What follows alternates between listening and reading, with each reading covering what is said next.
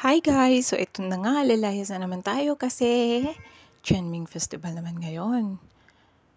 Hindi rin naman ako sure kung Chenming Festival ba talaga. Basta nakita nyo naman, nakalagay doon kung saan kami nag-exit at kung saan kami ngayon. So, sundan nyo na lang ako sa uulitin. Oh, sige, video pa pati mga taba ako dahil kay kahigpit ng bra ko para lang masabing maliit ang dibdib. Charot.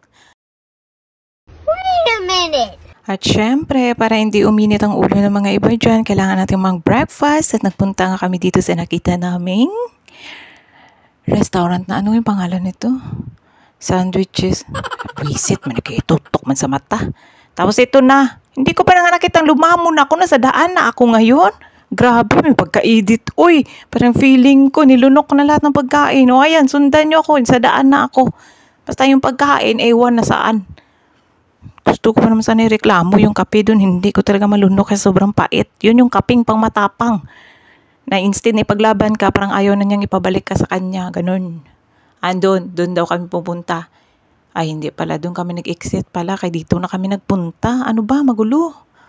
Basta ito yung pinuntahan namin. Ang init-init man. Pero okay na din. Kaysa naman siguro umulan, di ba? Pero okay naman kasi wala masyadong tao. Anyari, nakidlatan na. My God. Bilis ka! Hindi kanyan! Sila ulo to. Bilisan mo! Pag kumitim yung pants ko, sisipan. Hindi yun, napunasan na yan ng iba. Wala ko, hindi mainit. Agoy. Dalian mo! Hindi ko na siya Hindi. Ayaw. Idus-dus mo kasi. Sira ulo. Inumihan ko lang yung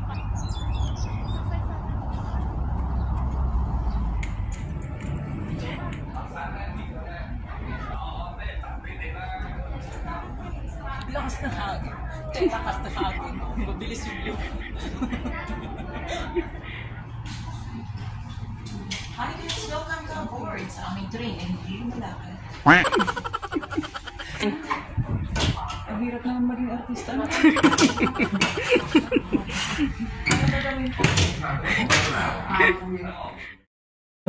Diyan yung makikita yung mga ano ng train, happy retirement man daw. Nag-retire na pala yung train na to. Hindi ko malang nabalitaan ba.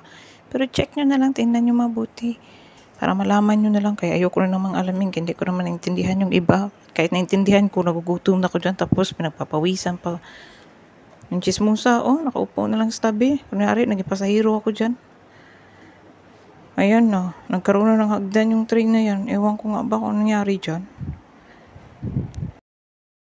Si Inday, nagbiga-biga, Jude. Pikabu lang naman ako dyan. Kaya pinipikabu ko yung taga-video ba. Kaya sa totoo lang.